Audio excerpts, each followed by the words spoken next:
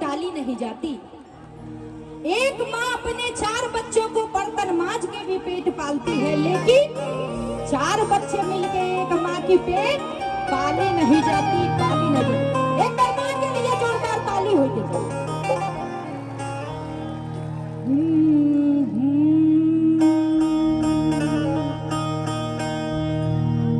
कि हम सब थारे शरण में ना है मैया,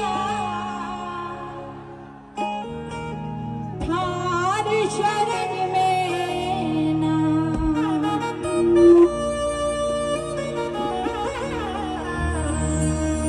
हम सब थारे शरण में ना है मैया,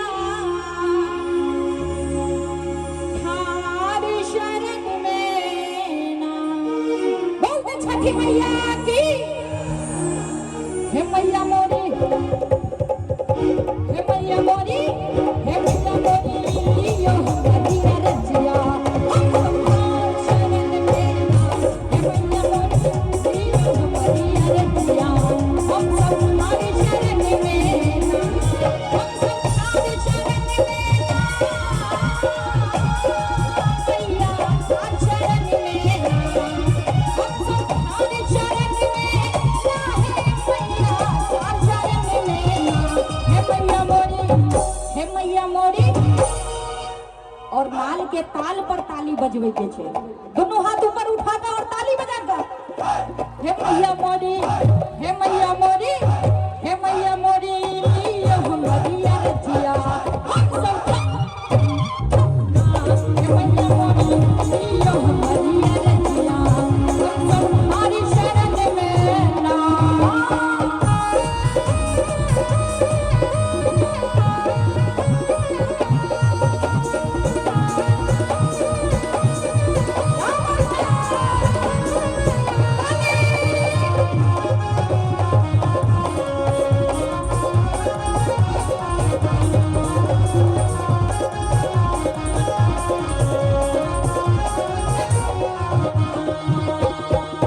निर्धनी मनिया मैया, अवधान के देना।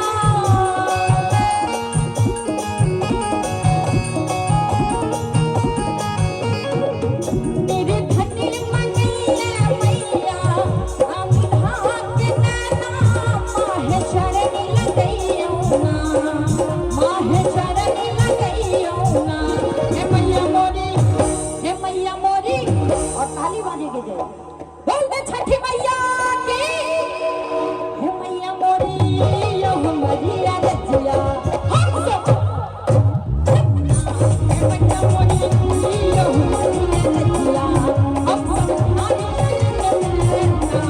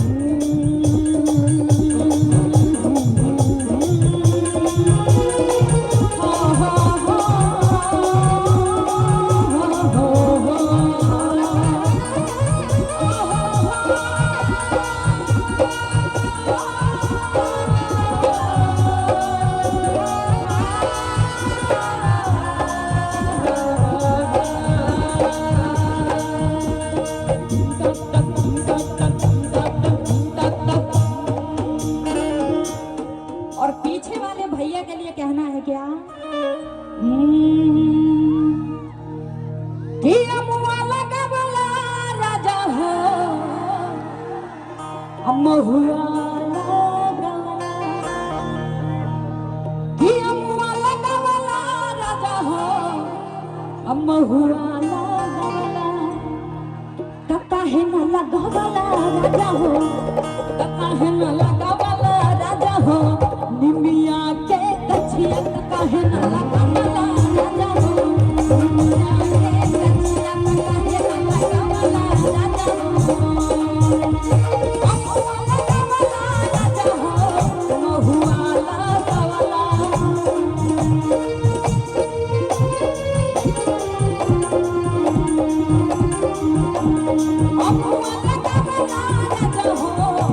हुआ लगावला काहे लगावला राजा हो काहे लगावला राजा हो।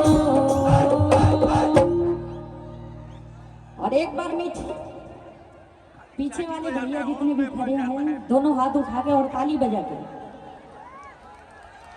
बोलते छठी मैया की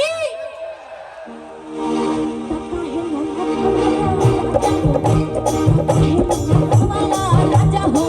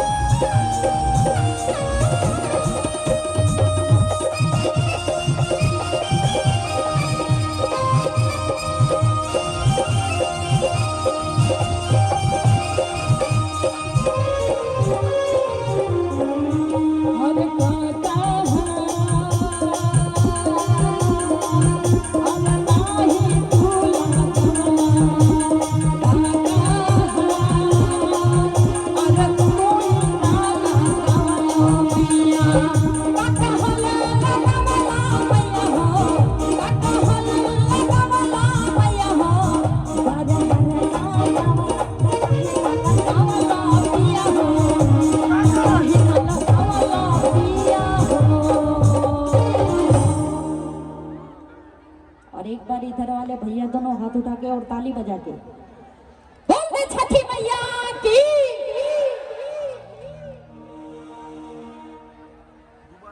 कटहल लाडवाला राजा हो